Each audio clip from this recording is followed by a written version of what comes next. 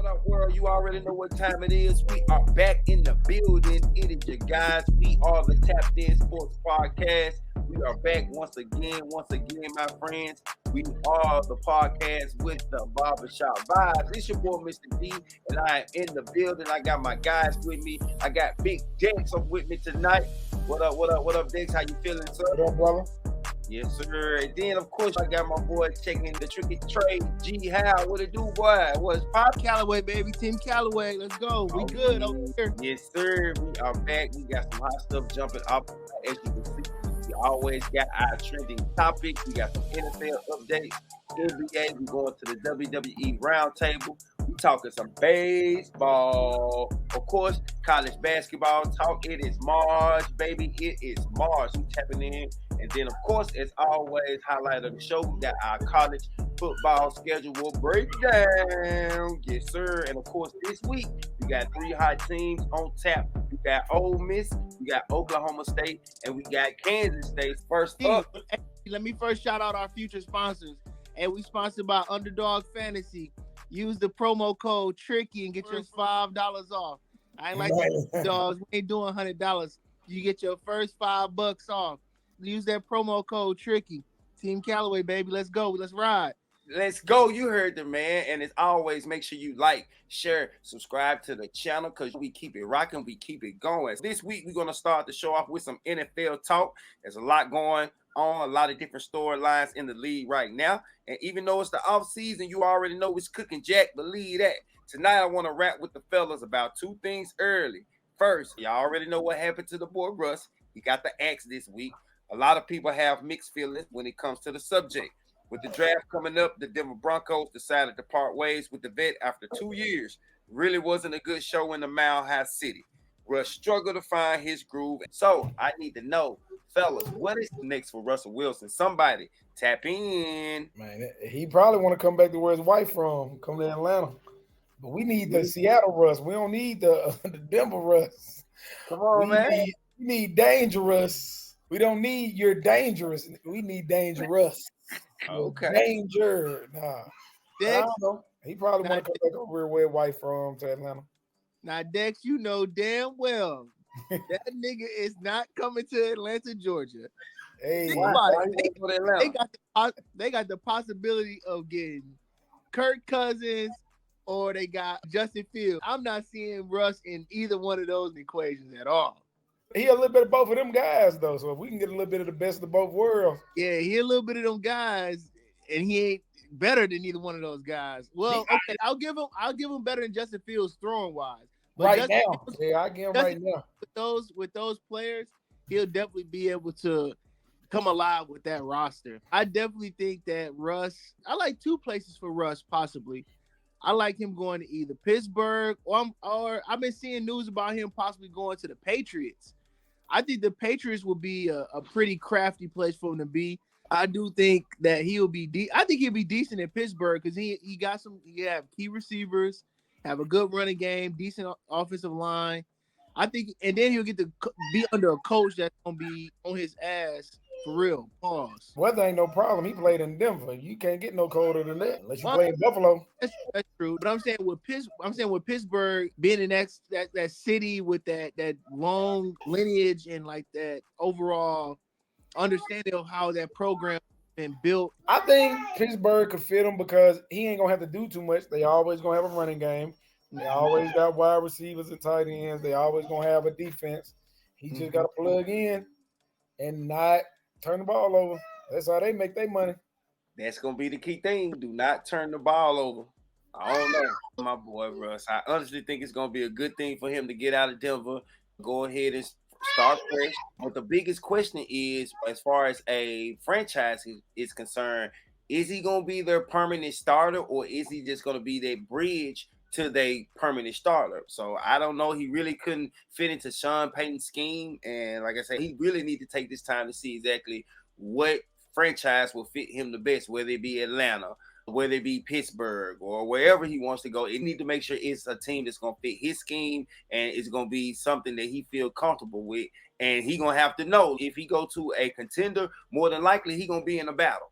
So it really depends on how much he loves the game right now. Do he want a battle or do he want to go into a situation knowing that he potentially just going to be a bridge to that next quarterback? He got a lot of things that he need to think about. So what do y'all think? Do y'all think that he need to be an automatic long-term starter, or do he just need to be the bridge to the next quarterback? He can get his shot. He can get his Kurt Warner on. He Yeah. can go over there, build up a kid, and then end up somewhere else and be the starter. You never know. He Yeah, and don't have one already. yeah, and that's what I was saying with the idea of him going to Pittsburgh. That was they Achilles heel last year, or technically the last couple years is a terrible quarterback play. So if he go in there and make some good plays and just eliminate some of the turnovers, he'll definitely be already 10 steps ahead of the last couple of guys that's been there. And like I said, so think about it. If they were to go try and get, like I said, New England, because I think that, and after I've been actually looking and doing some research, I actually am not truly sold on Chicago taking Caleb Williams. I think they might actually look into taking Jaden Daniels. Whoa. Simply Plot twist. because you gotta think about it. Caleb Williams did make some great plays. He made some great throws. He was able to improvise when he had broken plays. We all know the offensive line was atrocious, but Jaden Daniels also did everything really good. He did everything really good in the SEC. Exactly. Where Caleb Williams was going crazy against Arizona, Stanford, he didn't go crazy against us Oregon Ducks, and UCLA. Jaden Daniels was going against Alabama, Tennessee, South Carolina, Florida. So I'm not truly sold. And then with Caleb Williams asking for MLB money and asking for I'm not 100% sold. I think Jaden Daniels has a strong possibility of being a number one pick.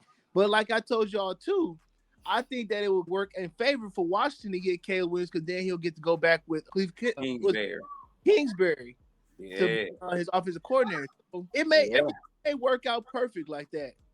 I said last time that I think Jaden Daniels will be a good pick for anybody because he is battle tested. He's played against some of the best defenses in the country. So why not? He got that experience. I feel like he's gonna be a great pickup. I told Trap, no, he too small. He gonna be no. This guy Jaden Daniels, he the one. He's the sleeper pick. I think he's a better overall pick for the number one pick with not having as much baggage with his outside antics and everything he's requesting. He just wants to get there, learn the system. Play ball.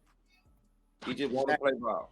Yeah. And I like that because before we move forward, make sure you like, share, subscribe to the channel. We are the Tapped In Sports Podcast. It's your boy, Mr. D. I am live right here tonight with my boy, Big Dex. I got the Tricky Trey, G. Hal in the building, and he was just raving about Jaden Daniels. So, moving forward to the NFL draft, I want your thoughts on the quarterbacks. There have been rumors about the first round and that it could be possibly 6 quarterbacks. 6 quarterbacks taken in the first round, matching the record set in 1983. And if you know your history, it's some GOATs in that 1983 class. Look it up. It was 5 in 2018 and it was 5 in 1999 as well. I need to know, where do you rank the quarterbacks and what order do you think they should be taken? Tap in. Let's go. Go ahead, Dex. You got it. Only reason I think that people have been high on Caleb Williams was because of what he did in Oklahoma, which was 1-2 years ago. Like I said, I don't see him as being the best one out of all. Jaden got the most upside because he still got room to grow. The May guy, I think he the most ready right now. I think you plug him in and he gonna just go at it. Penix, you plug him in, he can go at it, but he just track record with injuries is just a lot. Bo Nix is the oldest.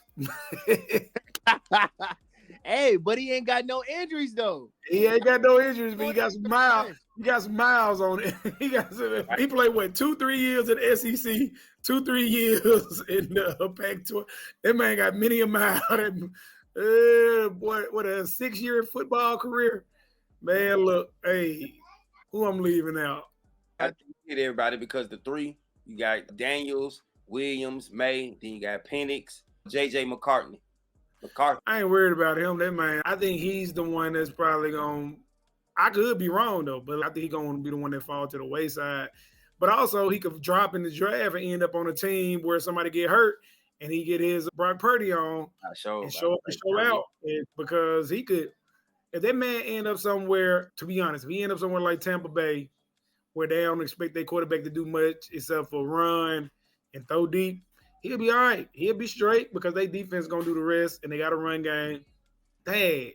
If he end up in Seattle, he'd probably be okay. But it all based on if they're gonna keep the same system that Steve Carroll got, or they're gonna switch it up. If he end up on a team where he'll back up and then somebody get hurt, I can see that man causing damage. Or if he even end up in Minnesota, he probably could do something because at the end of the day, the type of team that just need him to throw it deep and to run and get them short yardage, they got a run game. He could be potent. He could be a, I don't like using the word game manager, but he can make sure they good, and because he don't turn the ball over. But he also could end up being one of them guys that he don't end up being a superstar. He just end up being one of them well-traveled Vinny Testaverde, you know what I'm saying? Jim Harbaugh, cats that just always keep a job. Yeah, he a jobber. Yeah, keep a job on. But yep, they got talent though. Ain't none of them really just bad. It just all depends on where they end up. And that's like most players where they get drafted. It just really depends on where you end up and what system that you get into. I honestly like Jaden Daniels. He been the dark horse for me since day one. And then, of course, I'm going to have to go with Caleb second. Drake May, he was high on a lot of people draft board. He been falling because of Jaden just being able to step up and take his game to the next level at the combine. A lot of people liking what they see out of Daniels. So I guess they've been causing Drake May to kind of drop. But like Dick said, I think he may be the one that's ready to start day one. Bo Nix, I ain't never been sold on Bo Nix. Ever since he was there, even though he went up to Oregon and put up like a gazillion yards, touchdown, he was never ever able to take y'all to the next level to get y'all over the hump. He beat y'all 1 year though. Didn't he beat y'all before he got out of Dodge? They say even a blind dog find a snake every now and then. So hey, everybody get lucky. So that was his farewell to it, wasn't it? Manziel beat us. Everybody that come in Tuscaloosa get the one every night. Cam beat us. Like it'll happen every now and then. I don't know about Bo Nix. Like it's gonna take him a couple of years. I believe it all depends on where he goes and what coach, what system he gets in. Because he get in the wrong system, man, it's gonna be adios, my boy. Ain't no telling when he gonna get up with your Bo Nix. He gonna be Matt Carroll. Hey, my boy Matt Carroll. Shout out to Matt Carroll and the Birmingham Stallions. Yeah. And then JJ McCartney, he could come through but he gonna be a job or two. But the one I think that has the highest ceiling is gonna be Jaden Daniels. He the sleeper. SEC proven. He been battle tested. He can read the defense, got an arm. But it just all depends on where any of these guys go, because if they get in the Bryce Young situation, it's gonna be hard. I'm just saying, just look at the number one. Look at these number one quarterback picks over the past 4-5 years lately. Ain't none of the really high pick ones really branch out like that. Kyler Murray had him like 1 or 2 good years, and he fell off. TikTok guy. Yeah, you know what I'm saying? I'm like, Josh Rosen, I don't know where he is today. So out of these six that y'all are talking about, and D, I wish you had the draft order so I could tell you where I'm feeling with everything. But like I said before, I do have Jaden Daniels as the first overall pick. I got him going to Chicago. Then I think that it would be best for Caleb Williams to go back with Cliff Kingsbury to the Commanders. I honestly think that Drake May is probably not the best to pick up. Third, I would say JJ McCarthy. Ooh. I would say him third. And then, because I think after that, I know New York is right there, but I know they're not going to get a quarterback. They already paid arm and a leg for, what's his name? Daniel Jones. Daniel Jones. So I know a high-ass draft pick that ain't nothing. Exactly. So I think I do got JJ going next. And then that I see Drake May going, and then from there I have it Bo Nix and then Penix. Y'all are saying, oh, I do agree with you. Bo Nix hasn't won anything throughout his college career, and he had a very lengthy college career. But through that tenure, he didn't sustain any injuries that were like set him out or potentially can re-tear or just end his career if it happened again in the NFL. But he still has a durable body, in which he played in the Pac-12. So the Pac-12 is still physical, but it's more based upon speed and quickness. So he wasn't getting manhandled or anything like that in the Pac-12. Whereas Penix is a stick man with glue for with bubble gum for joints. Don't do that man like that. This guy he's one backside hit away from they just saying, hey man, he might be like Tua. It might be a rap city for this guy. So I honestly think that it would be in the best decision. If I was to pick the 6 in order, it would say Jaden Daniels, Caleb Williams, JJ McCarthy, Drake May, Bo Nix, and then Michael Penix. Okay, so on the screen, I just went ahead, just threw it over there, but this is basically the order of the first round and the teams that's picking. So you can swap out whoever you want to swap out. And it got JJ McCartney going 13th. It got Bo Nix going 12th. Who else? Jane Daniels going 8th. What team is that 12? I can't see it. That's the Denver Broncos. I can see him going to Denver. He's right there in Oregon, so I can see that. And then J. McCarthy, what team is that? The Raiders. Raiders? Yep, the Raiders.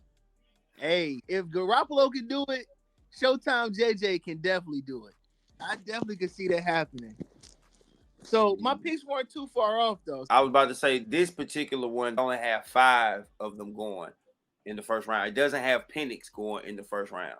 But if it was your choice out of, let me make this a little bigger, any one of these teams, where do you think Penix will fit in the first round? I don't know, because I was looking at these last couple of drafts, and it's funny. The last number 1 overall pick that showed up and showed out was the oldest quarterback in the group, and that was Joe Burrow when he was 23 in the draft, and he came out. I noticed with you zooming in on the list like that, I wouldn't be surprised. Like I said, it all depends on what happens with the Steelers if they go ahead and get Russell. But I wouldn't be mad at Michael Penix getting picked up at, what pick is that, the 20th for the Steelers? If the Vikings got a quarterback, if the Vikings got a young quarterback, say Bo Nix or Penix or somebody ended up as a Viking, I can see them making some noise. Because the NFC North ain't even that tough right now. It's not. It can be won. On a good year, any team in the NFC North is probably outside of the Chicago Bears. A&D, I saw something today that was crazy when I'm looking at this. Some ESPN analysts had said that if New England were to do this in the draft, they would go crazy, which it sounded good, but I don't know how it would work with cap and everything. But she said with the 3rd pick, New England gets Marvin Harrison Jr., they sign Russ, they go get Saquon Barkley, and then they get Calvin Ridley in the free agency. And I was like, damn, that sounds kind of fire. I can't lie. There'll be some pieces, but who gonna coach them though? Russell Wilson. First of all, we don't disrespect Mayo. We ain't gonna do no Mayo. Who gonna coach him? Mayo got. But I'm saying though, Dex, hear me out. You got Russell Wilson at QB. You got Saquon at running back 1, Ramon Stevenson at running back 2. Yeah. You got wide receiver 1, Marvin Harrison Jr., wide receiver 2, Calvin Ridley, and then 3, you got Kendrick Bourne with Hunter Henry at tight end. I got you. I'm with it. Give all that to my boy Mayo. Did Mayo come from the Bill Belichick tree? Yeah, get the Mayo. Let my boy show y'all what he got. You basically bring the same thing in, right? That's all you need, man. We know what to do. Russell Wilson with one leg and one hand is better than anything at quarterback that New England got right now. Not too much on Mac though. Not too much on Mac. Hey, my guy, Mac hot garbage. Wrong slander on the podcast. Okay. Mac hot garbage, bro. Hey, not too much, man. Hey, he just needed to get in a system. Like all these cats, they need to get in the right system at the right time, the right coach, the right results. If they don't, it's over with. This the NFL we talking about here. We'll go ahead. That man came into a great system. He just didn't get better. Hey, man, he ain't had no coach up there helping him get better. What are you talking about? He had Josh McDaniels and all them guys up there. Josh McFlynn, man. If the quarterback is not Tom Brady, Josh McDaniel ain't hitting on nothing. Josh McDaniels had Tim Tebow in the playoffs. 0.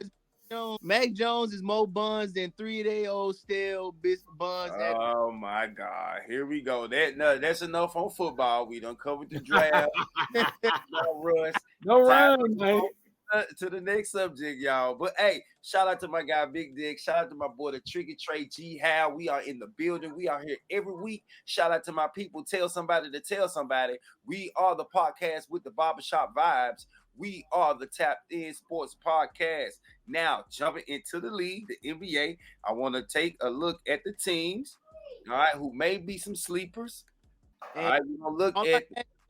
all I ask for is sympathy right now for my Knicks. We got a lot of injuries. Just a little sympathy, man. I ain't got no, ain't no sympathy. Ain't nobody ever got no sympathy for my boy every time these folks play hurt. Every time LeBron teammates out there playing hurt, I don't want to hit. We've been dealing with AD injuries for 5 years. I ain't nobody. AD was born injured. Hey, get out my dog. Get out my dog. AD. You know what I'm saying? Ain't nobody care. Hey, this is what happens when you become a good team. Nobody care when you injured. You better win something while you hurt. Hey, Dex, when AD came out the womb and the doctor spanked his butt, he had a sore Achilles then. It was over. They might be out there moving. Hey, you know how them baby giraffes be moving? That's how they might be moving out there. Them legs just be wobbling. I ain't got time. You don't know when they gonna fall. Calm down. Come get off my dog. Them folks over my dog. Talk, man. Let the man. Hey, that man gave me, what he give me 12 funky ass points last night. I needed 30. Wait till the playoff come. Wait till the playoff. I'm waiting. All right. We want to look. I want to take a look at the lower seeds in the playoff picture. The 7 through 10 spots are the teams that will have to do a little bit more work in order to reach their ultimate goal, the championship. The odds will be stacked against them, but the surprise is it's the Western Conference. The teams in those positions are the ones that's usually at the top. But I need to know, what team do you all think can make a upset when it comes through the 7 through 10 in the Eastern and the Western Conference? Who can make that upset in the playoffs? Looking at the screen, we got the 7 through 10 on the East, and we have the 7 through the 10 on the West. All right, it's been updated. I had to go back through and update it because Miami won, somebody else won in the Western Conference, so they switched spots. So they was at 7, but now the Philadelphia is 76 to 7, Sacramento is 7, and the East and the West. Come on, fellas, y'all need to tap in. On the East, I would definitely say the Pacers. Halliburton, it's going to be a matter of time. I think it's pretty much sold up, though, who's going to come out of the East. It's probably going to be somebody in the top 3 ranked teams that's going to end up representing the East. As far as the West, I still can't go away from Dallas, man. LeBron is amazing. LeBron is definitely LeBron James. He's been a force for the last, 20 years? How long he been in the league? 20 years or something like that? 21. So 21. So you can't just anytime just cancel him out. But I just think that when you have Luka and you have Kyrie clicking and they actually play defense, yes, sir. I really don't see them staying in the AFC too long. I definitely think they could climb out of this and definitely be some contenders going towards the Western Conference Finals for sure. Let's go, Luka. Indiana, it don't matter who they play. They still going to play you tough. They just don't know how to not play tough. Sacramento, they trying to gear up at the right time. The Lakers, they still trying to figure out who going to have the 1 seed. That's what everybody keep trying to, that Lakers and Golden State, both of them trying to figure out who going to be the 1. Because neither one of them really want to play Denver. Everybody trying to. Nobody really want to play Denver except for maybe the Clippers. That's about it. I think the Clippers is the only people that don't really care about playing them. I know Phoenix really don't want to play them. Sacramento, they're gonna make some noise, especially because they took Golden State to 7 last year, and they could have won that series if Steph didn't go nuclear. What he had in their closeouts? Yeah, you ain't gonna stop that. Once that man get hot, he just gonna keep on. But and the only reason I didn't say Golden State is because it's only so much Steph can do. I don't know what's going on with the Warriors. There's only so much LeBron can do. It's just like with them two is what they gonna do. If they gonna give you their 35 and fill up the stat sheet, yeah, of course they gonna make it hard for other people. But I get tired of them having to do all that. Man, these folks, all the other folks get paychecks too. These folks been doing this stuff for like 20 years. And they still got to hold on and do that. Tim Duncan got a chance to rest when he got older. He still was winning, but that man didn't have to play no 30, 40 minutes a game. Tim Duncan come out there, give you 12, give you 10. Tony, Manu, Kawhi, Danny Green, Like other guys stepped up. It's just people just be sitting back and watching LeBron and Steph do their thing, and they don't even be thinking that them folks need somebody else to help them to do that. And when they really do, because they've been doing it too long. They've been doing it. And if they did have somebody consistent helping them all the time, they both would probably have way more than 4 rings apiece. Because I don't know what it is about playing with them that make people want to sit around and watch instead of getting rebound, running back on defense, cut all the time. These folks got 3 guys watching them at all times. If you just run around the baseline, you can get an open layup. That's all you got to do. But people just be caught with the best seats in the house watching them play. Yeah, I know Steph cooking and he done hit 6 threes, but still go down there and get some rebounds because he ain't going to hit them all. I know LeBron out here going to the lane, dunking, but still get to the weak side just in case they jump boink off or he miss a layup because he done played 43 minutes already and we 2 minutes down and we down by 5. Seriously, I'm just tired of them having to do everything. I know they can, but it got to be some other people, and that's why they be losing to these. That's why LeBron lost to Denver, and that's why Steph lost to LA, is because they wanted Steph to do everything, although he had Jordan Poole, Klay Thompson, and Draymond Green, and they wanted LeBron to take them past Denver, although Denver had everybody. So I'm tired of them having to do everything when other teams got guys when they 4 or 5 deep, and other guys can take nights off, but they can't. With the Lakers, like Anthony Davis is a great player, but he's a great player when he wants to be a great player. Mm-hmm. He doesn't come into the game with the mentality, yo, I'm gonna kick ass tonight, Bron. You can just facilitate, but I'm gonna kick. Go stand in the corner, man. Just wait for it to come out there. So I don't know what it is, man. Then with the Warriors, man, I think they just like that old dog that just need to get put down. They just need to start over. Draymond want to be a wrestler. Klay going through a midlife crisis. The one other guy, what's the other guy named the dark skinned dude? Personal reasons. Wiggins. Yeah, Wiggins. His baby mama getting her cheeks clapped by other niggas. Like, come on, man. God, this man crazy. Gotta play ball. He be capping though. I bet you that man, he still got that John though. A lot of these older guys that play, they always want to act like they tough now. So they be saying all this dumbass shit. Get out of here, like, man. bro, who cares? Like, you were part of the 1% of people who actually got to do this for a living. Exactly. Nobody don't give a damn. Be on the bench, but go to practice. Who cares? And get a ring. It ain't like you ain't played tough them other 12, 13 years you played. Man. I just hate old dudes. The old dude get on TV now talking about some they wasn't friends and they wasn't buddy and they wasn't this and they was always competitive. But it's just funny because David Stern back then was always making rules because they was drunk or getting in fights or missing games or getting arrested or found. Like, they was doing everything but playing basketball, but they swear all they did was playing basketball. Like, we didn't grow up watching them do everything but play basketball. And I would say this with the league now, I wouldn't say it's a cupcake league. I do think that I think that the game is a lot more technical now. Mm-hmm. With the officiating is definitely see how they call games so close, but then some games they'll call the game freely until the last 30 seconds. Then they want to call every little tap and touch. So there's no rhythm to the calling with it. Yeah. So I don't think the league is a cupcake league now, but it's definitely a lot. It's physical, but I don't think it's as roughhoused as it was in like the early. You gotta hoop. You gotta be able to hoop. You gotta be able to literally play the sport. And if you can't play the sport, you really can't hide. Like, you can't hide somebody. Like, Draymond Green isn't hiding because that man can pass his ass off. He knows the plays on offense and defense. He gonna rebound. He gonna get to the spot on defense. He gonna do the ins and outs. Yeah, he know that. Like, he not hiding out there. Like, a motherfucker who was hiding was Luke Longley. Like, what did he do? Like, he did nothing. Hiding was Greg Ostertag, Byron Russell. Like, they were, because they did nothing, but they started multiple years in the NBA. Leonard was hiding. Tom Gugliotta was hiding. Not Googs. Don't do my boy Googs, man. He was a big white guy. Like, here go the thing. Like, he played alongside Kevin Garnett, who was 6'11", playing small forward. So, and Stephon Marbury was the point guard. So, number one, out of the two people I named, you knew you weren't never gonna touch the ball. Zero.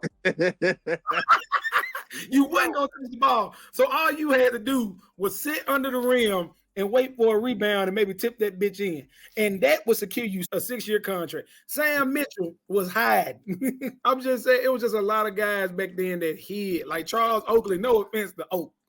But the man, I sat here and watched 3 or 4 games back to back of Oak playing basketball. Oak was the intimidator.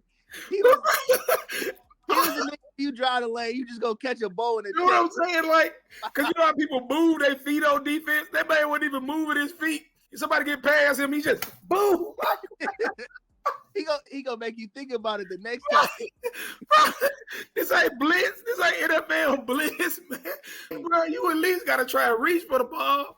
And that's the reason we got the rules we got today, because people couldn't play defense at all. And they be like, nah, it's soft now. Nah, bro, you was just out here just hitting people for no reason. And they had to do something to stop that. So skilled people could play and people who had no skill could not get here. It's called gatekeeping. If you suck, you can't come here. I'm sorry. That's just all it means. Oh, hey, Oakley crawled so Draymond can walk. That's Man, hey, bro, have y'all remember them Knicks games? No points being put up. No point. Folks really was out there just pushing each other around like nobody wasn't even trying to shoot. And you wouldn't hear no whistle until it was time for folks, they ain't trying to get the game under control until Van Gundy was over there and Alonzo Mourning ankles and shit. They're like, we might need to get this shit under control, man. Yeah, those folks, they was like in it. I watched the whole game. I ain't watched because watching highlights is fake old school basketball, because you take 3 highlights from each game and it make it seem like the game is just straight skill. You watch that whole game, bro, and you see how much these people wasn't even trying to shoot. They was just trying to hurt somebody so the other person would be scared to drive. Their whole thing was, if I knock him out the air 3-4 times, he'll quit coming in here. A smart person back then would have knocked me out the air 3 times. Guess what I'm going to do? I'm going to go back there because he got 3 fouls and it's the second quarter. Exactly. I'm going to go get that. Hey, but Dex, think about it this way. So you drive the lane, you catch 2 balls to the chest. So you're already hurting and you barely can shoot free throws. So now you see me in a play, you going to try to shoot that mid-range. Nah, I don't know. 5%. Hey, fuck that. I heard no. Guess what? I know you got 3 fouls, bro. Either you finna kill me or you finna go to the bench after this one. I gotta introduce the live fire jumping in, man. Fresh off. What's going on, man. Clock, my boy. The man, live you already know. You already know. How you feeling tonight, my brother? Man, it's raining a little bit, but I made it safer. Yes, sir. What I missed? We talking about who you think out of the 7 through 10 seeds in the Eastern and the Western Conference could possibly pull an upset in the playoffs, because people gonna be playing for the play-in. They're the bottom seed. They're gonna be hungry, trying to catch somebody sleeping. Who you think can catch somebody? Technically, the Sixers not gonna catch nobody sleeping because Embiid will be back. So yeah, that's take care of the East. And the West is real tricky because every team got their good duos and stuff, whatnot. But health, the Lakers, the health, AD stayed hurt, and Bron, wait a minute, man. I'm trying to kick you off already, bro. You come. I'm keeping it. No I'm being real. I'm walking the podcast tonight. No AD slander, my boy. Performance last night. Yeah. I got you for. Shit, Golden State, man. That's my team, but they about done. I ain't gonna lie, they done. Hey, tell AD to cop him a few of these right here, some multivitamins. Right. First thing come out this man mouth. AD gotta stay healthy. Man, that's a book. That's the truth. Like that man is the most flimsiest cat I've ever seen, bro. Okay, D. Every time he hit the floor, you don't gas. You don't hold your breath. Yeah, because I already know he heard something on top, something. Like, oh, please, Jesus. Oh, okay, he good. He's straight. Hey, the only thing still intact is that unibrow. Yeah. The strongest thing. You know, AD truly remind me of the 10 man out of the Oz. Slide Boy, y'all. on to me. Hit my shoulder blades. That boy needs some oil, boy. Yeah, But Luka's gonna kill himself. That man, he gonna be about 40 years old because he's balling so hard by himself.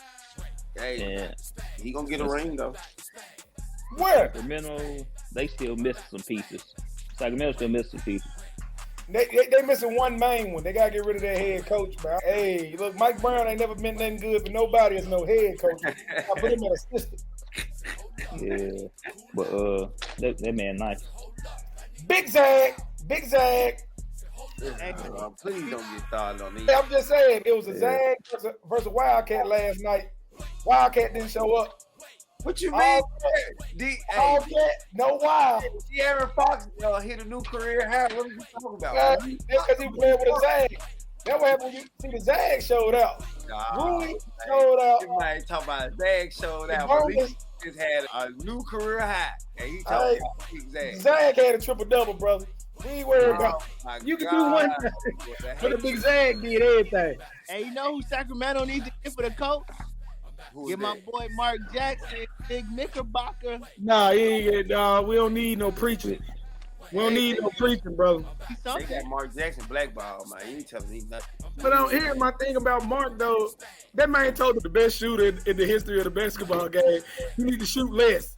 I'm going to fire him too, bro. I'm telling you, man, Mark Jackson should be a coach, man.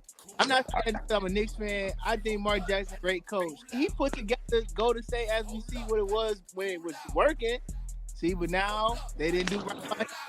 Now they Mark, again, G, Mark told the best shooter in the world he should shoot less. Hey, maybe it wasn't the time to shoot. Hey. They got that nigga out of there. They wanted to Back then, he still play, bro. He didn't know what he had. Hey, if Glenn keep getting jobs, shit, Mark deserves a job. Glenn don't deserve a job. That's the whole point. If Doc Rivers keep getting a job, Mark Jackson needs a That's job. Glenn. We don't call him Doc. Hey. We don't call him Doc. Ain't no Doc over there. He need a doctor. Oh, Man, call that man. Y'all can't call that man government out like that. That man ain't never went by the government. Now all of a sudden y'all want this. He need to. That boy. Bruh, hey, man, the league been cupcaking that man since they gave that man coach of the year for winning 42 games. That has to be the worst. He must got information on Adam Silver, man. He got something. Adam Silver must be out here going to them parties with. Hey. They gave that man coach of the year, bro. They gave that man coach of the year for being over 500. I ain't never heard about that a day in my life until Glenn Rivers. That man, they said, since you ain't got Shaq and Penny and you won 42 games, I guess you an okay coach. Like, nah, bro. Once again, we are the Captain Sports Podcast. We are the podcast with the barbershop vibes. It's your boy, Mr. D. I'm rocking with Big Dex. I got the Tricky Trey, and I got the Live 5 G House. You already know what it is. My boy Goku down there. I know you down there listening. Hey, Goku, you gonna have to go ahead and jump on this jump, man. Tell your LB. Come on, man. Get your LB together. He be just be jumping on the pit. He ain't talking about nothing, man. Come on, bro. Go ahead and say something to the people, man. Show your He face. the audience, man. My boy said he the audience out here. Hey, he over here pulling Ben Simmons. All right. So secondly, in the NBA, I want to talk about my boy Ben Simmons. What he got going on these days. My boy, we haven't seen him playing in a minute. Matter of fact, he has only played 57 games since 2022, since arriving in Brooklyn. Had multiple injuries on top of the mental illness, the mental health things he had going on. So I always want to respect that. And it seems that the injuries have popped back out on the kid. This was a special last add to the rundown. So I want to give my boy Q Will some space. Come on. Tap in. What's next for Ben Simmons? What is his future? Man, I don't know, man, because I was coming out of LSU, man, I was a huge Ben Simmons fan, so I just really don't know what to say. I don't think he want to play no more. He up under the Ricky Williams Act, even though I don't think he's supposed to lose or whatnot, but he was juggling. Do I want to really do this? I don't think he want to do it either. Yeah, I don't think he want to do it, man. I don't know if all the latest injuries, if that's really true, or if it's just like a cover up. Because he came back In January, I think he played a game or so, and it looked like he had everything together, but he sat out for a back-to-back, and then he just never been back after the back-to-back. I did what I was supposed to do. I showed y'all I still can do it, but I'm good. I just want my money. Somebody else tell me what's going on with Ben Simmons, because like you will said, coming out of LSU, he was the man. I honestly thought he was going to be the next up, really possibly the next LeBron, to be the next face of the league, because you really don't see too many cats like him. They can do what he do. Only downside, he can't shoot the ball, but he made up with it with the defense, passing, hustling, rebound, like he do it all. Hold on. Wait a minute. Hold on. Must be trapped. I got something special for y'all tonight, Jack. Hold on. Let me take Ben off for a second. Now, this cat right here, one of my brothers, been one of my brothers for like over 20 years now. This been my guy. Represent, big name, Russ College alum, man of Kappa Alpha Psi, my man, the myth, the legend, Mr. Marlon Williams in the building. Oh. Mr. himself, what it do, my guy? What's up? Long time no see, G. What up, man? What up? What's going Man, on? how you feeling tonight, my guy? Hey, he came on at the perfect time though. This is the perfect question for him. What's up, Marlon? What up with it? Hey, Man, welcome to the podcast. We are the Tapped In Sports Podcast. We are the podcast with the barbershop vibes. Me and my guys, we link up every week, and I reached out to my guy Marlon, man. He is like one of the brightest minds when it comes to this sports thing, man. The podcast where he been putting his thing down for a minute, so I had to reach out to my brother and say, hey, man, I want you to come on and share with us tonight. Give us some of your breakdowns, some of your analysis. Right now, we're talking about the future of Ben Simmons. What's going on with Ben Simmons? How can he get over the things that he got going on? How can he return to the NBA and be the star that he was supposed to be? First and foremost, appreciate y'all for having me on the show, man. I definitely appreciate you extending the invitation. Secondly, I've been contemplating this for a while about Ben Simmons, because obviously I was listening to some of the stuff you guys were saying about how when he first came in the league at LSU, he was a hybrid type of player, right? With his height, his length, and his capabilities of being able to distribute the ball and play a little defense in there. The biggest catalyst to his game is that he couldn't shoot free throws and he couldn't shoot jump shots, which, I mean, primarily that's the damn goal for basketball. You put the ball in the fucking basket.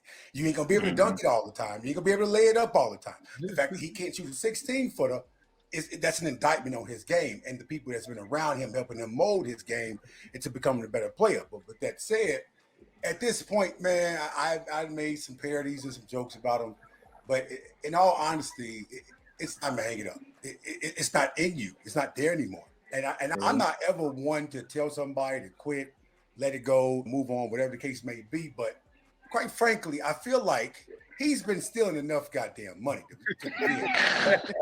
And listen, this goes back to his 76ers days, from the day that Doc Rivers, shout out to my boy Doc Rivers. You already fucking know. The fact that Doc was asked one simple damn question and he answered it in the simplest way he could answer it, and was honest too. They asked, can you win with Ben Simmons? He said, quite frankly, I don't know. If that alone, it's a lot of things he don't know. If that type of shit hits you a certain way and you don't respond to that in the way you're supposed to as a competitor, then you're too soft for this, man. He can go off a lot of these players, and I felt like he was one of them. He is one of those players who is in love with the idea of being a hooper in the NBA, love with the status, love with the money, love with the fame and fortune and all the celebrities and TMZ and shit being around him. Winning and hooping came after all that shit. And you can tell by the way he approached the game. Now, I wasn't the biggest Kobe fan in the world, but I respected the hell out of that man. God rest that man. So he didn't play that shit about this game. He told you, if you lazy, you ain't putting your all in shit, don't even come around me, man. Ben Simmons is one of them guys who ain't put his 110% in. He didn't. It looked like he was going to end up doing that, but then he just fell back to the wayside. He was just like, man, fuck it, it is what it is. Now you on a goddamn sideline dressing weird, putting goddamn shades on in the fucking stadium, but ain't no goddamn sun that. I'm like, what the fuck are you doing? Like, y'all some weirdos out here, man. Y'all niggas extra different out here. So I can't get with none of this new shit that a lot of these players are doing, and that's why most of the guys at the barbershop call me old fashioned or call me OG because they like, man, that ain't the way it work no more. Just go out there and hoop, Joe. Like that shit bothers I was waiting on that. I was waiting. What Joe- you say? Say your tagline. Say your shit tagline. bothers the shit out of me. Just go hoop, Joe. Like No, that ain't your tagline. What's your tagline? You just fucking hoop. Just go out there and hoop. Just fuck. Now all the shit you do outside the court in terms of making a difference in the community, I'm all for that. I commend you for that. But Ben Simmons, real shit, he be on that light skin shit way too hard. Like he definitely be on extra Drake shit. Like you can't do all that when it's coming to Not hooping, extra man. Drake. Go out Not there and extra hoop, Drake. Joe. So point D, I saw some potential in him, but here's the thing about potential. Potential is just the seed to that plant. If you're watering that seed and it don't fucking grow, it's a dead ass weed, dog. It's time to dig that bitch up out the garden and plant another seed. I'm with that. Like I was trying to be on the side of give him time, but it's been about 2 or 3 years. It's been longer than that. And time, this is a sport. You don't have a lot of time in your prime years. Because after a while, motherfuckers forget about you and start getting your ass 1 year, 2 year deals. Oh yeah, you out the talk. Yeah. But you ain't got time to do this shit. Yeah. And what is he like? 27, 28? 27, 28. He's about 28. See what I'm saying? Like he ain't 30 yet, and you doing 30-year-old shit. I only got some small pointers just to point out. Just some small pointers to point out. Do your thing. For one, when he was dating one of the Kardashians, she said he was a weak ass nigga. See? She didn't say nigga, but she said he was weak as hell. And So what would we expect if we didn't expect him to be a weak ass nigga if a whack ass person said it? So I'm saying she was telling us like, hey, what y'all getting is what it is. He's just a weak ass nigga. No, Harden ass. No, listen, man. I can't trust Harden until he showed me different. And he did that shit with Doc. You can't blame that shit on Doc. Doc and Embiid and Harden gave up. Hey, quit on the damn team when he was in Philly. Hey, but Marlon, here was my other options. So I was gonna say for the first one, Doc go back on camera and say we can't win with Ben Simmons. That's number one. Number Why the fuck two, do him to lie? number two, Hey, we Chicago niggas do no. number no, two, no, Gary, he no. retires. He He ain't just listen, quit. He ain't giving participation points out here in this bitch. My third option, he go get the masseuse number from Deshaun Watson, and he should be back normal then. See, here you go. Every time I try to make shit over, Gary, here you go. You gave him the flow to say some shit like that, D. I'm gonna Here blame you you go. for that shit. Come on, man. Come on, Gary. Listen, I should have known Gary well enough to know he gonna say some different shit, man. Like, yeah, I should have known that. Listen, Gary, listen. Him having a damn masseuse ain't got shit to do with the damn price of cardboard in Venezuela. That shit He might Why his back acting up? touch him in a way. She might touch him in a way that he starts shooting like crazy. You know what's funny about Ben Simmons? So you all on the gram and shit in these goddamn open gyms shooting threes, but your ass can't get it up on the goddamn court like you got erectile dysfunction or some shit. Hey, this is my message to Ben Simmons. Hey, Ben, call Deshaun Watson. Get Ming Lee's number. She might get you right. Happy ending.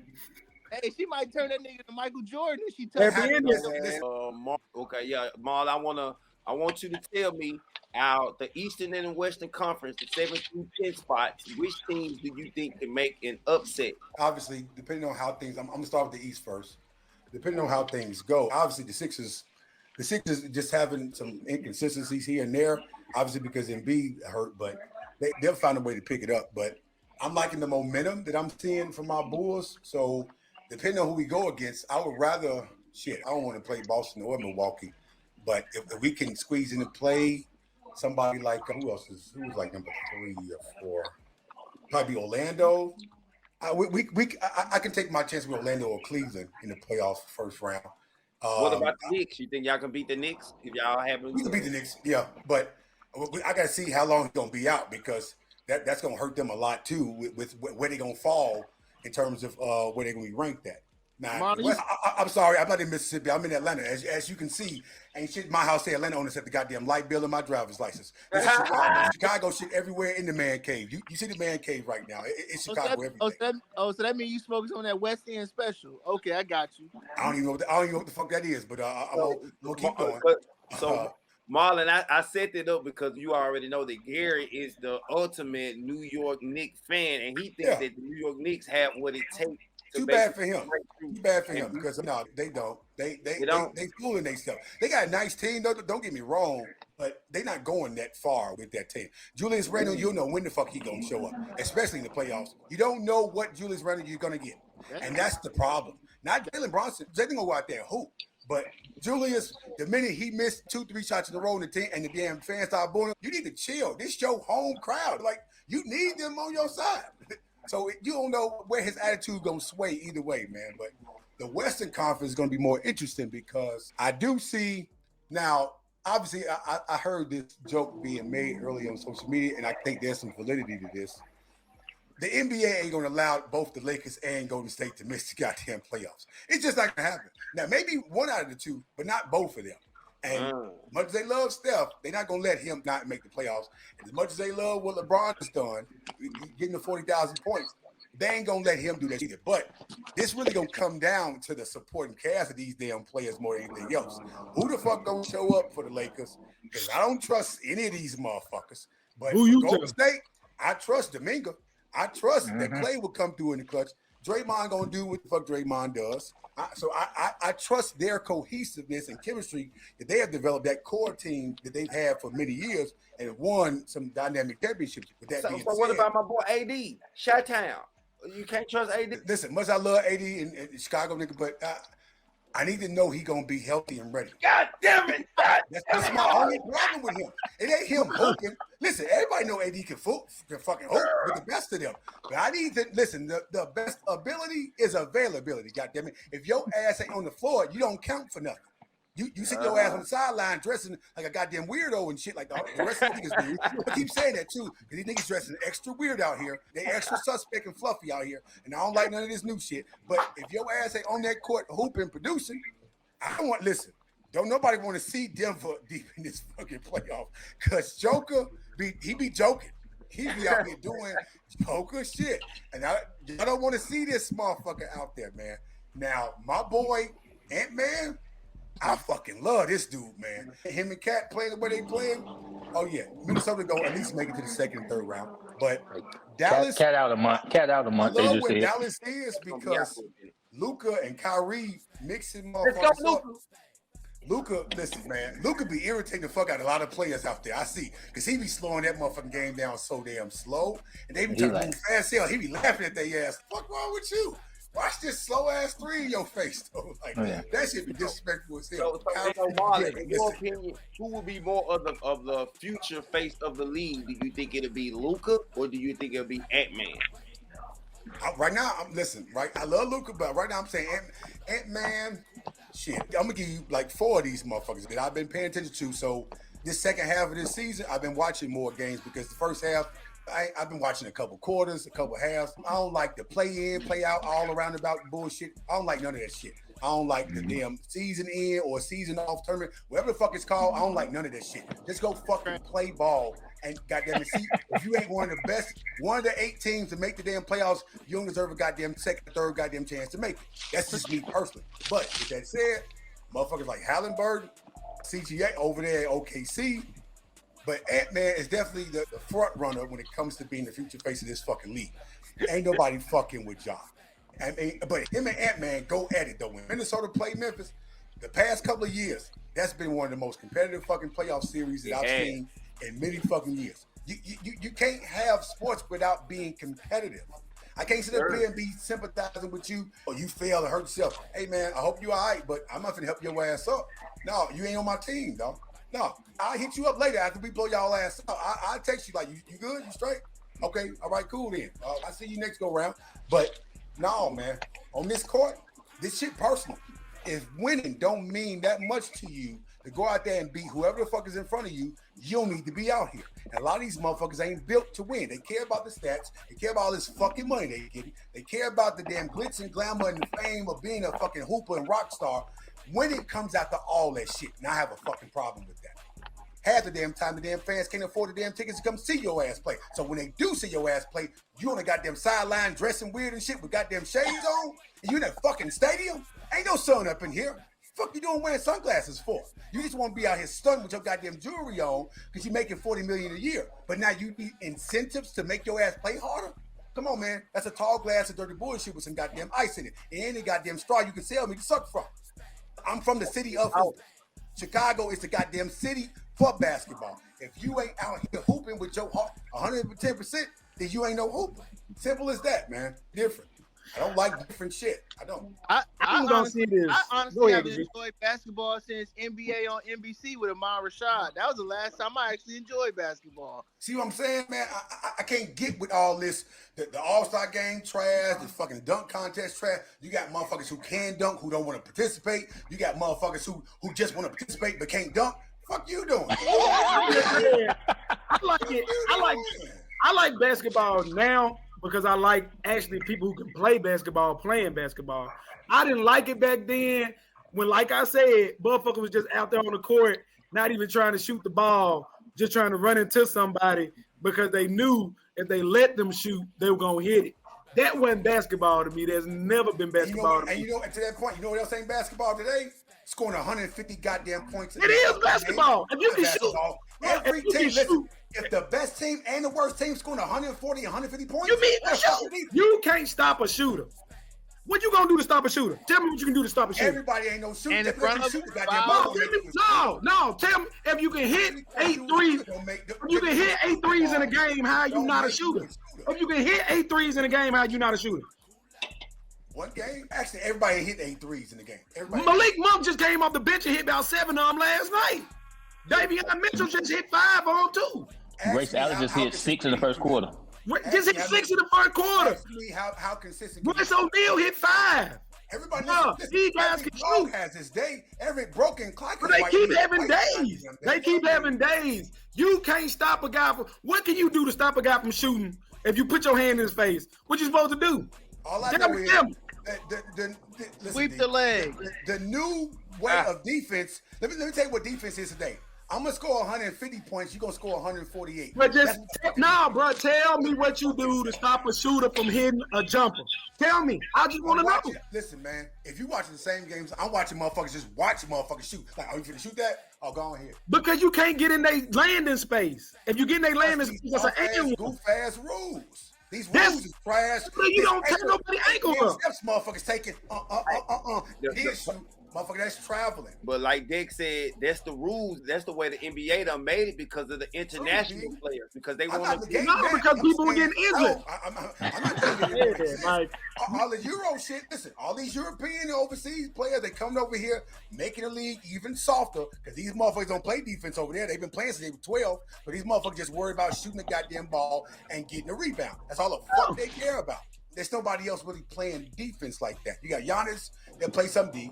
The rest of Luka plays some D. That's the former defensive player of the year, son.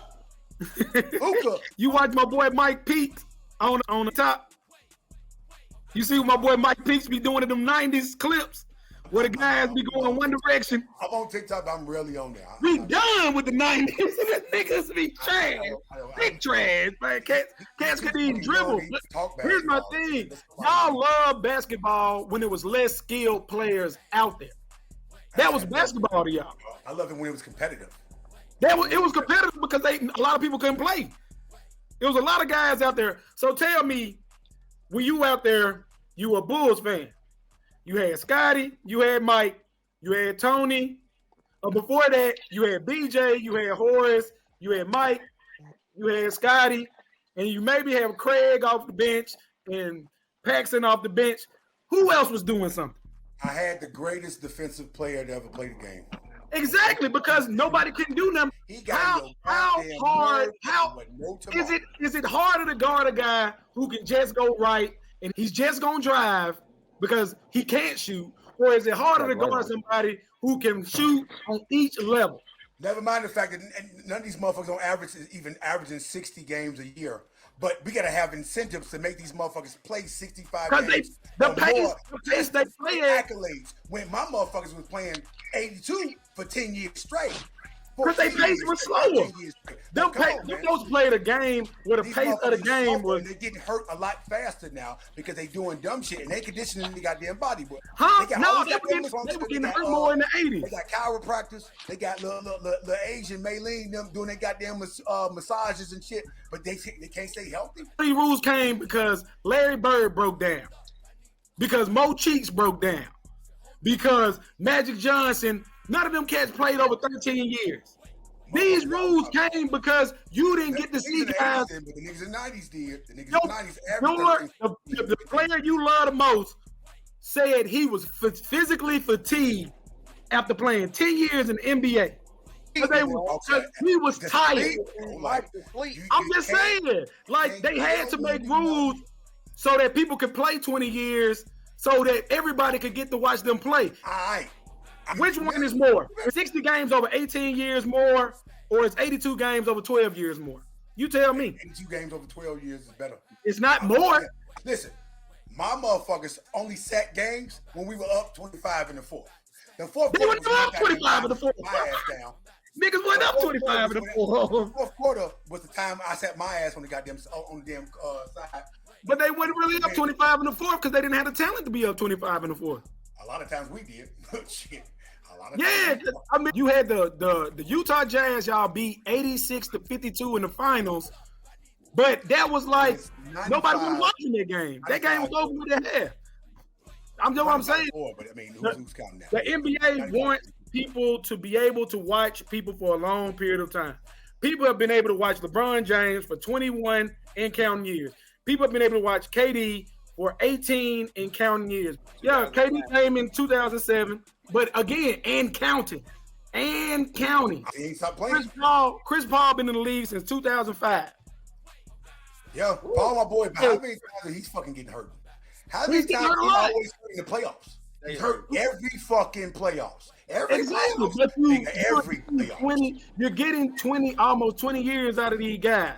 You ain't getting 20 years out of them other guys because by the time they hit 12 years after so many damn games played, when the quality in which you're producing ain't consistent.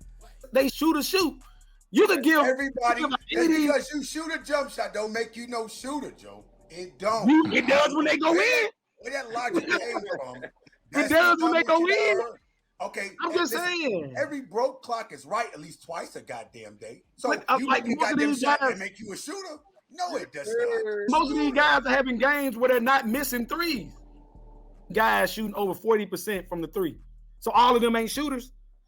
I'm about 18, but that number is terribly skewed. And numbers do lie when you think about the volume of shots in which they take. If one person take 20 shots and the other person taking 120, but the percentage look very like the same. But they're taking more threes now. That shit don't even add up. No, the numbers matter just as much as the damn percentages does. But so I'm saying like they're taking a high volume of threes and making them. They're taking and making a high volume. Not every player that's taking a shot is hitting a lot of them goddamn shots. But you have teams that's averaging 50 and 60 threes a game. The threes alone ain't no goddamn hooping. Where your inside game at? Your 15, 16 foot at. Your free throw shoot. You motherfuckers still can't shoot free throws out here. What in the whole entire fuck? Grayson Allen shoots five threes a game. He shoots 47%. And he trash, so. Luke Kennard shoots 6 threes a game. I'm just saying, Luke Kennard shoots 46%. He shoots 6 threes a game. Norman Powell shoots 5 a game. He's 45%. Naismith shoots 5 a game. He's 45%. Holiday shoot about 5 a game. He's 45%. Mike Conley shoot 5 a game. He's 43%. Yeah, Mike Conley ain't no shooter. Holiday ain't no shooter. Malik Beasley shoots 6 a game. He's 43%. Point guards don't make them no damn 3-point shot. That's what I'm saying. It's 20 guys. It's 20 guys I'm counting right now. I can name them. Lottery, does it make me a lottery player? Like, because I'm just saying. I don't know. Hey, everybody got their rules, but I'm just saying. You just said that they shoot over 5 and they 40%. I'm naming you the guys, but they ain't shooters though. Hey, but Dex. Last time I checked, 40% is a D. So that's not good. 40% of 8 3 is good, my G. 40 is good. It's good. But I'm saying that's still a D. I want something higher, like a 47 and better. Oh, you want the 47s? Yeah, I get 47 better. Steph done shit like that though. Dame has done some shit similar. That's what I'm There's a saying. bunch of That's guys doing it this year.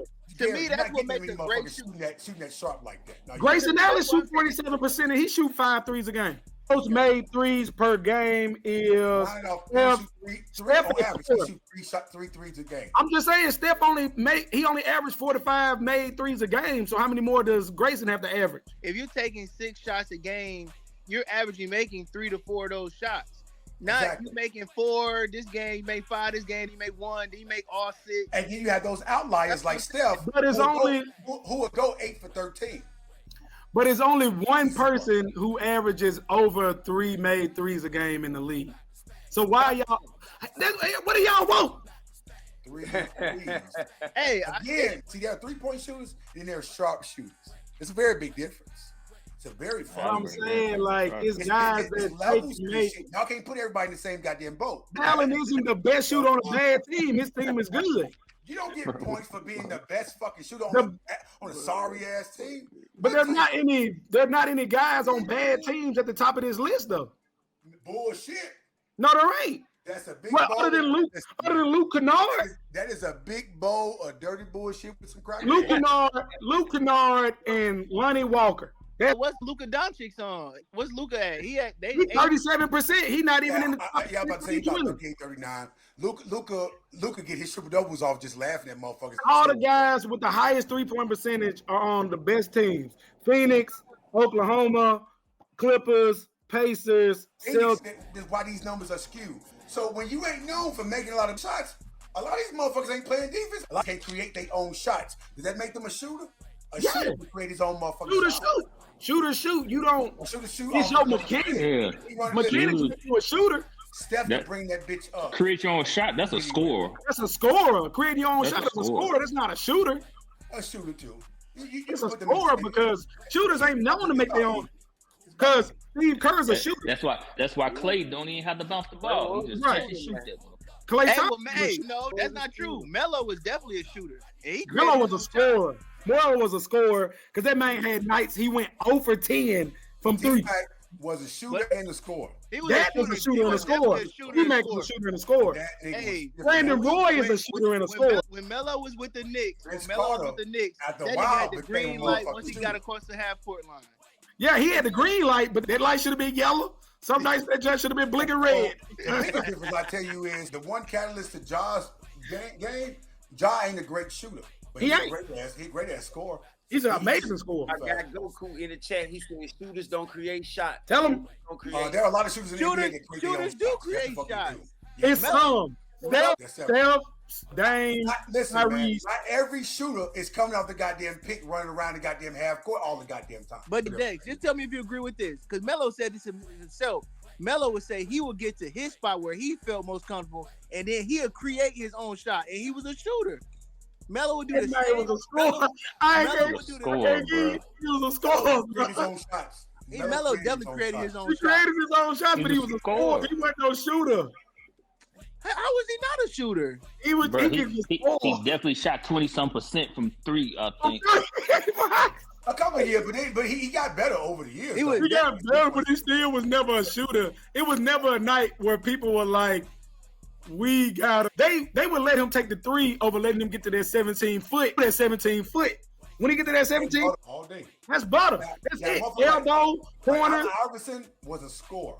He was a scorer. Wasn't no shooter. Allen Iverson would score that motherfucker though. Easy. Chauncey Billups was a shooter. He was a scorer at first. He flipped. After a while, he had to flip. He became a better shooter later in his career. He started off being a good shooter. Ray Allen was a scorer and a shooter. He was definitely both. Again, what I'm saying, there are some scorers that are shooters too. Ray Allen, one of them niggas who create his own shot and score whenever the fuck he felt like.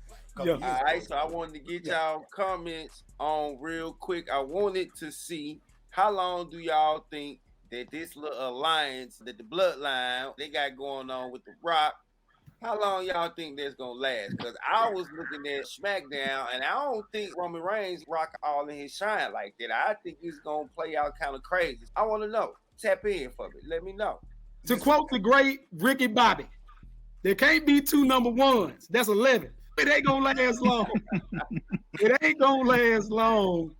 because them two number ones right there. And it can't be two number ones. And we all know who the bigger star is. Roman, It's the Versace wearing motherfucker. Roman is little cousin. Okay, Yeah. He would never be as big as The Rock. Nah. That he can have this goddamn title for 365 years, all the fuck he won't. But it's the quality in which he kept that title and how consistently he was putting that title on the line. And he wasn't putting that shit on the line a lot, not enough to be a premier champion. Now he's a great champion. Don't get me wrong, but he ain't one of them. Like he had to sit up here and take some motherfucking months off and be on some cool shit. The Rock went out there and brought it to motherfuckers. He said, "I bring it. Just bring that shit." The Rock. I wanted to really see The Rock go against Roman more than team up with him. You gonna get your wish. You gonna get your wish. I actually had this simulated in my mind that The Rock, when he said he gonna come to the head of the table and address some shit, I was like, okay, he gonna come up to the motherfucking ring while they all in the ring. He gonna make the little cousins get the fuck out the ring. Hey, I'm talking to him. Leave. And they ain't gonna do shit but listen to him because he big cuz. So it's like, all right, it's me and him talking. And Roman gonna look at them like, where the fuck y'all going? And hey man, cuz said, we gotta leave. So it's a family affair. We gonna respect cuz because he put us in his fucking position. So then how they little squabble or how they little tongue-tied wars and shit, talking all that shit, and then they will eventually talk about how they gonna face off against each other. But this shit, come WrestleMania, this shit comes to an end. Cody Rhodes is on his momentum and coming into WrestleMania, he on a high horse right motherfucker now. This shit is about to end, man. And yeah, the Rock gonna then he gonna go back to being a good guy, and then he gonna go back and forth with Roman, and they're gonna be trying to play the blame game. They gonna lose to Seth and Cody come that tag team match too.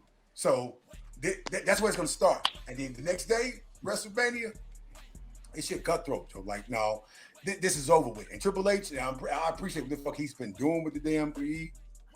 No, man, this is coming to an end, dog. You gonna have a real fucking champion that's willing to put that motherfucking belt on the line for whoever's worthy of the belt. Roman, he been on the arrogant acknowledge me bullshit for too goddamn me. That acknowledgement shit is done now. Ain't nobody acknowledging you no more. Acknowledge me. That shit over with, though. Don't let Trap hear you talking like that.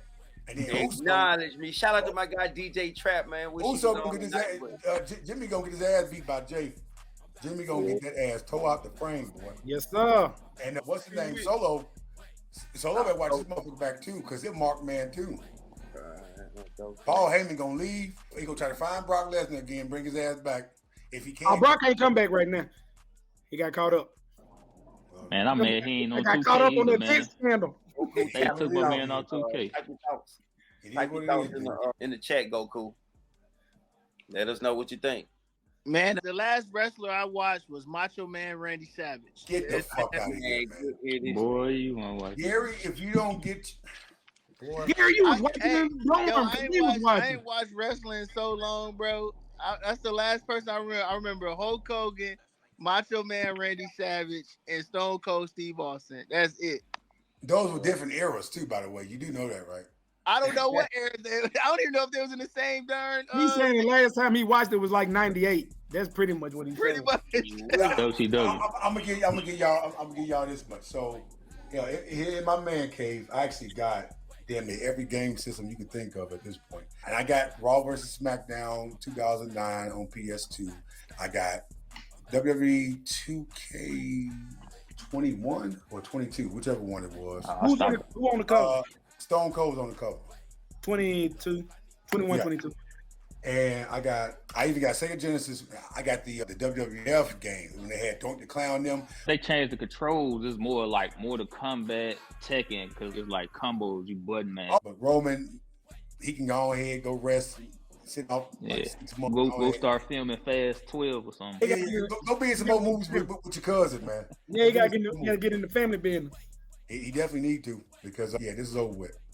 So once again, shout out to y'all for coming out tonight. It's your boy Mr. D with the Tapped In Sports Podcast. I'm rocking with my guys. I got my boy Big Dicks. I got Mr. Chicago in the building. I got my boy the Tricky Trey, and I got the Live 5 on the line. So, all right, the show went totally left. We was not supposed to be going this way, so we just gonna skip through some things. I'm gonna go ahead and jump to the meat of the show. All right, our college football breakdown. This week, we got Ole Miss, Oklahoma State, and Kansas State. First up, we got Ole Miss. I want to know, how many wins do y'all think that Ole Miss can pull out? Let me see if I can make this a little bigger. Should I see one loss? Who they lost to? I see 3. I see 3 too. I say 3 is possible. I'm gonna say for sure 2. I say 3 is 2. Yeah, I'm about to say 2. I think that. I think LSU and Georgia. Yep, I was saying that. I think Oklahoma will give them a run, and Mississippi State will give them a run because Mississippi State generally compete with Ole Miss, but Oklahoma will be a tough matchup.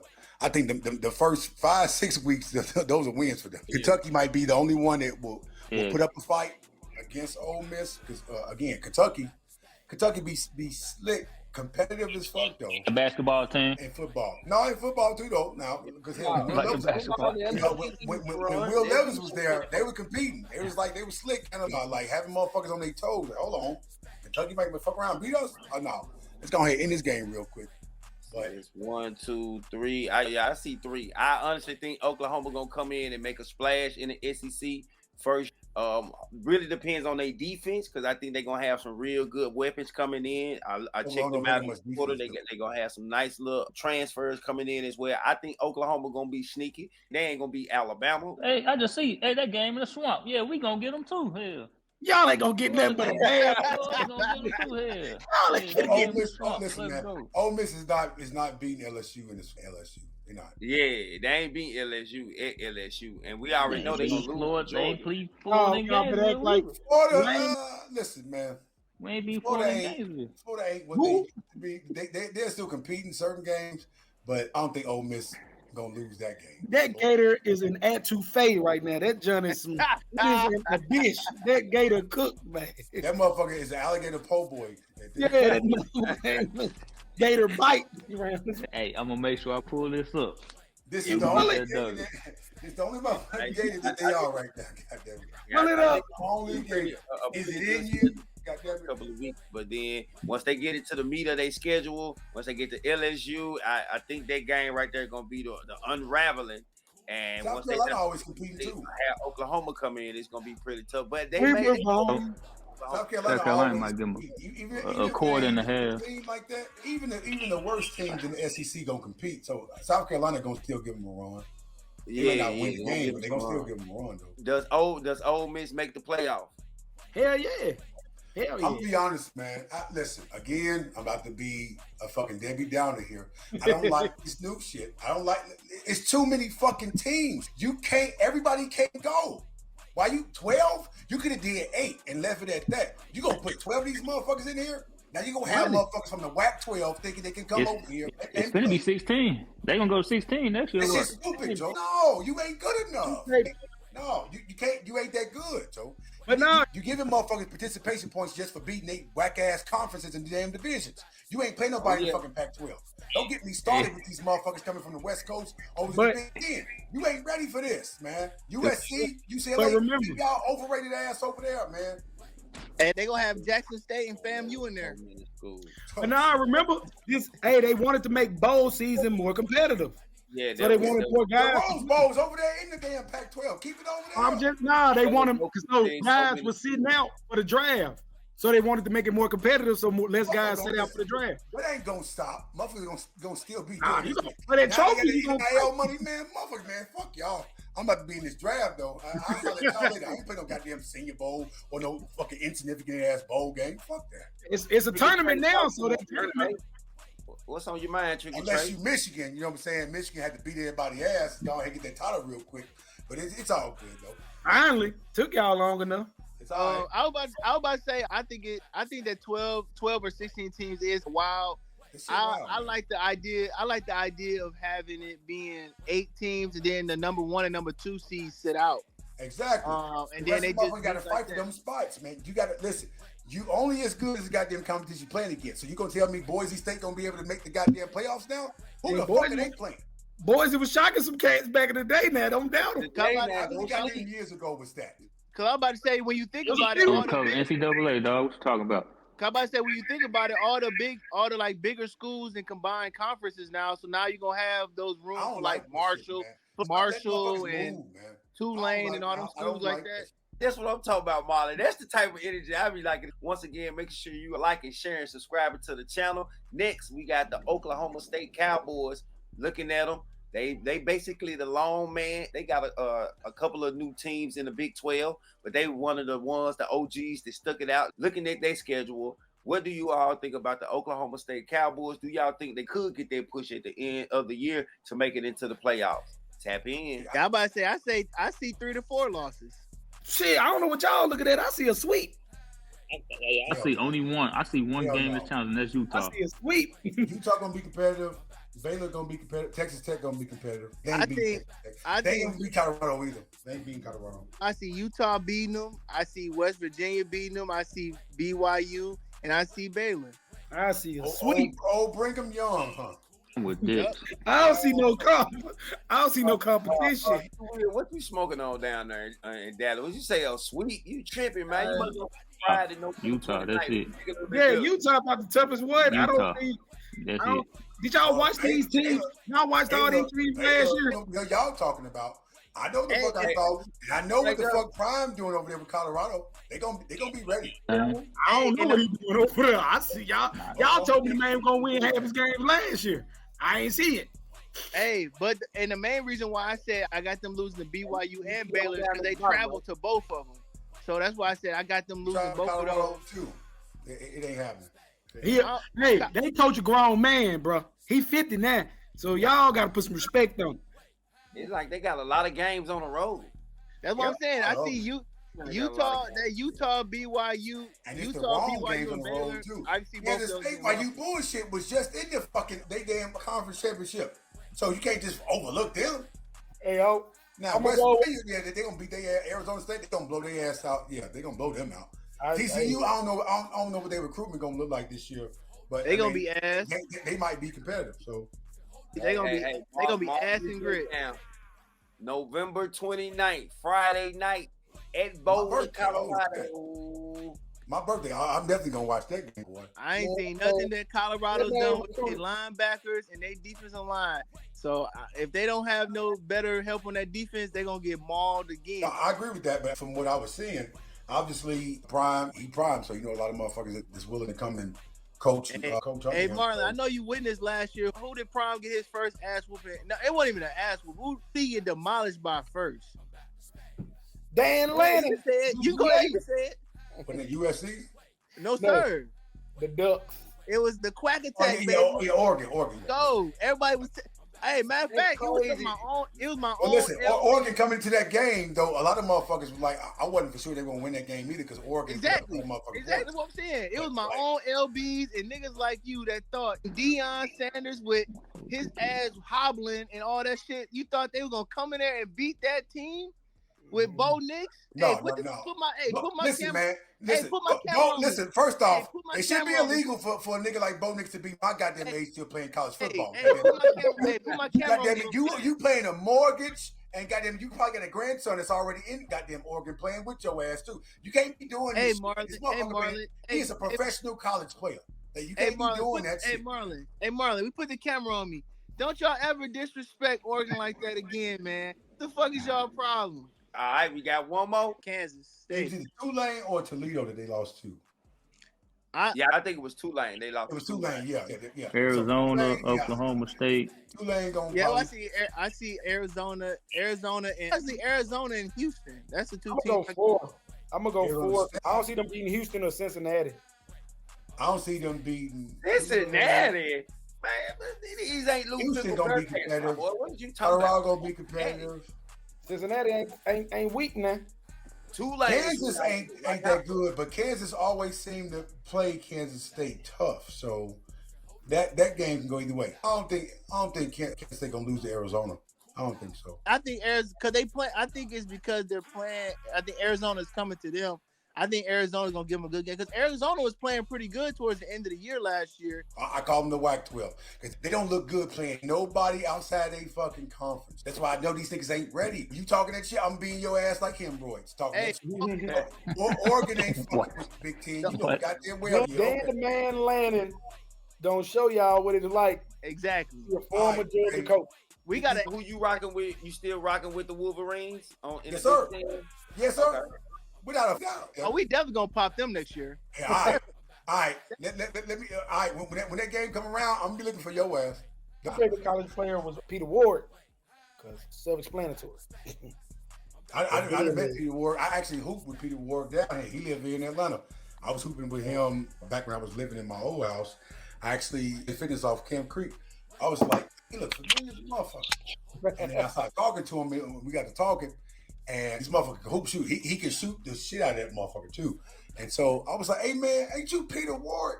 He was like, yeah. I was like, man, listen, I used to play with you on Madden. If I'm a kick returner, if it wasn't Hester, it was you. I was straight running motherfuckers with you, Joe. Speaking of, let me give a quick shout out to my out here, man, who is by marriage actually related to me. No bullshit. So Devin Hester just got added to the motherfucking list of Hall of Famers. First, the first of many. Of course, we have the most goddamn Hall of Famers in NFL history, but the greatest return man that ever played this game. My boy changed this bitch. Now they kicking this bitch from midfield. I'm like, he was Mr. Excitement. Every time you saw this touch that ball, your ass got scared. Hey, Marlon, Devin Hester was cold, but I still more of a Dante Hall fan. That nigga was. Hall was cold too, but no, he ain't fucking with Hester, man. It was cold. Hester had 20 of these, Joe. 20 of them. 20 of them. Like, you ain't doing that, man. You can't. A young cat, if he would have stayed healthy and would have stayed on the right track, that name, Jacoby Jones. Hey. Joshua Cribbs is another one. He balled for us at the Ravens. Josh I kick it with him in Jackson, Tennessee all the time. Yeah, I was in line with them, man. When I say Dante Hall is about the closest one that come to Hester. And he stayed long enough and stay healthy. He could have been right there neck and neck with Hester. Real. Shout out to y'all for coming in, tuning in to the Tapped In Sports Podcast. Make sure you like, share, subscribe to the channel. Want to pass it around one more time to the guys. Anything else y'all want to get off before we get ready to get about this thing, man? Hey, make sure. Hey, I got one thing to say. Make sure y'all go at Underdog Fantasy. Use the promo code. Use the promo code. Infomercial ass. You ain't getting no freebies off me, dog. Discount. Hey, we speaking into existence. This podcast is gonna get picked up by Underdog Fantasy, and we're gonna try the promo code Tricky Trey. You get up to your first $5 on the house. March Madness coming up, y'all. With Zag season, go Bulldogs. Hey, I got Tennessee winning it all. Let's go, Michigan. Let's go, Michigan. Let's go, Illinois. Goddammit. Let's do the damn thing for the Big Ten. Y'all ain't making the tournament, dog. Michigan ain't making no tournament. Yeah, Illinois is, goddammit. So I'm Michigan and Illinois. We're gonna make this big time. But no, man. Illinois got a chance to do something. I like Shannon. Hey, Shannon be hooping. I like him. He decent. You know what I'm saying? Illinois really does have a chance to do something. And Florida, Duke, we're both on. Houston, UConn, Kentucky. Smooth talking Calipari ass. That motherfucker boy, he talk more shit than the goddamn $3 pimp. That motherfucker say, hey mom, you see that nice car out there? You want your son to buy you that car? Let your son come play for me for a year. He gonna be a millionaire. He gonna buy you a new house and that new car that's out there. Boy, he talk that shit, boy. Kentucky. Talk that shit, boy. I got the autograph right here, John Calipari. You already know BBN, but I appreciate y'all guys for coming through tonight, man. Once again, make sure you like, share, subscribe to the channel. Shout out to Big Dex. Shout out to the Live 5. Shout out to Mr. Chicago. Shout out to the Tricky Trey. Shout out to my boy Goku dropping in the chat. Hey, as I always say, live your life. Never let them live it for you. Be blessed. Bang. Let's go. Chicago against the world.